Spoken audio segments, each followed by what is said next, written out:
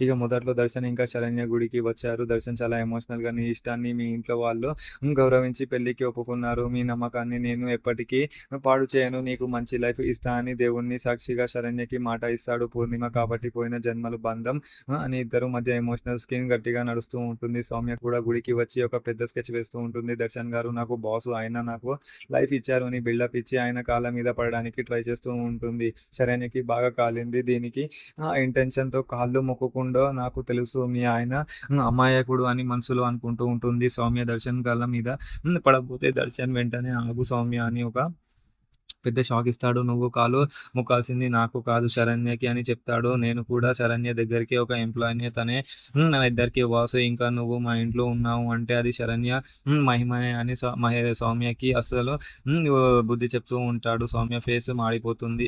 సుందరం గారు వెంటనే మా క్లయింట్లు బయట వెయిటింగ్ అని హార్ట్గా వెళ్ళిపోతారు. దర్శన్ డ్రాప్ చేస్తే అన్న కూడా వెళ్ళిపోతారు. ఇంకో పక్కన హాస్పిటల్లో టెన్షన్ నడుస్తూ ఉంటుంది. పెట్రోల్ తొందరలో దొరికిన వాడిని హాస్పిటల్లో పెట్టి టెస్ట్ చేస్తూ ఉంటే ఒక లేడీ తో పోలీసులు గొడవ పడుతూ ఉంటారు. టెస్టులు చూస్తున్నారు లేక టెస్ట్ మ్యాచ్ అడుగుతున్నారా అని వీళ్ళు గట్టిగా ఫైర్ అవుతారు. పేషెంట్ని సిటీ స్కాన్ని తీసుకొని వెళ్ళారు అని తెలిసి వెంటనే స్కానింగ్ రూమ్లోకి పరిగెత్తుతూ ఉంటారు. మరి నెక్స్ట్ ఏం జరగబోతుందో అనేది చూద్దాం. Thank you.